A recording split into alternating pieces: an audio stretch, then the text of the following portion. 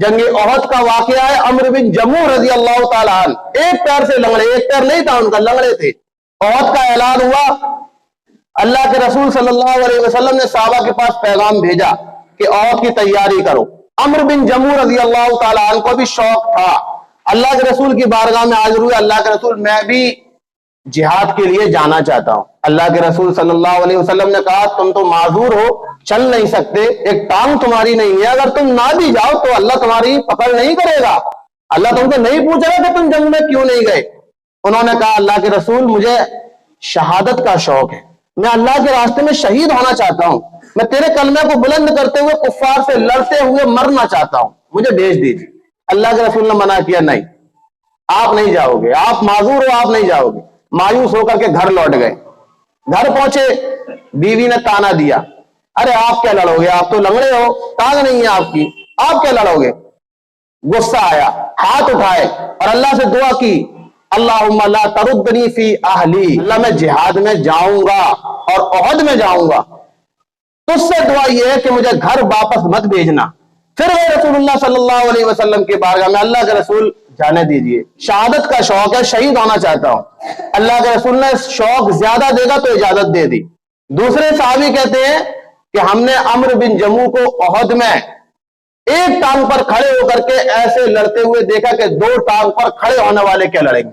जमीन से उछाल मारते थे, एक हाथ में तलवार थी, जमीन से उछाल मारते थे और उछल करके कुफ्फारों की गर्दन धड़ से अलग कर दिया करते थे। जब जख्म ज्यादा लगे, जिस्म से खून ज्यादा बहा, काम ना ला सके तो गिर पड़े और शहीद हो गए।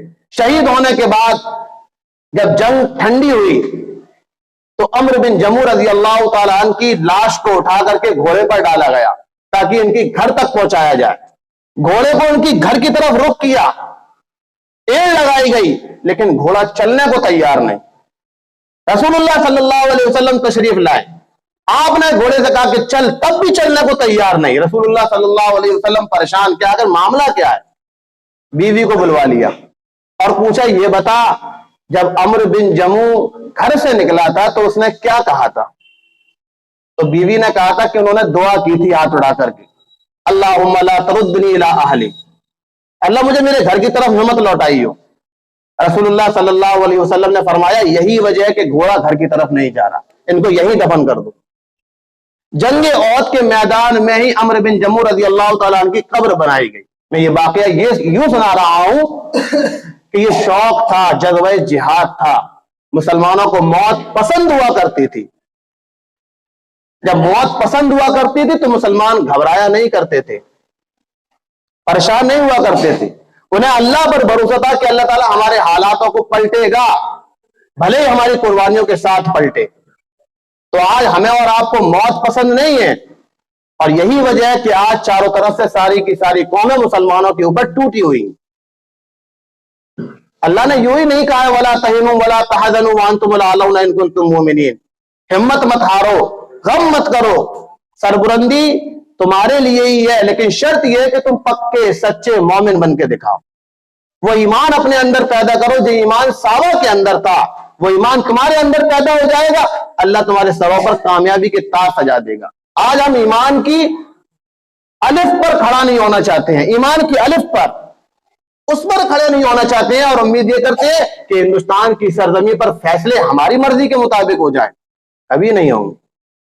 हम महल्ले की मस्जिदें भरने को तैयार नहीं है और उम्मीद ये कर रहे हैं कि हमारे लिए बाबरी मस्जिद तैयार कर दी जाए और ज्ञान बापी छोड़ दी जाए। कभी नहीं छोड़ी जाएगी, खत्म कर दी जाएगी।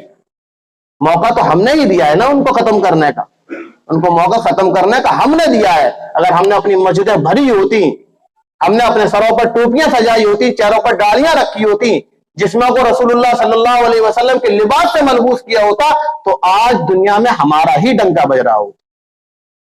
आज अपनी बर्बादी के हम खुद जिम्मेदार हैं, कोई दूसरा जिम्मेदार नहीं है। मैं कई मरतबा ये बात कह चुका हूं कि अपने ज़हनों से ये बात निकालो और खत्म करो इस बात को कि हमारी बर्बादी के जो फैसले हो रहे हैं वो दूसरी जगहों पर हो रहे हैं। हम अपनी बर्बादी के फैसले खुद अपने घरों में बैठ करके अपने हाथों से लिख रहे हैं।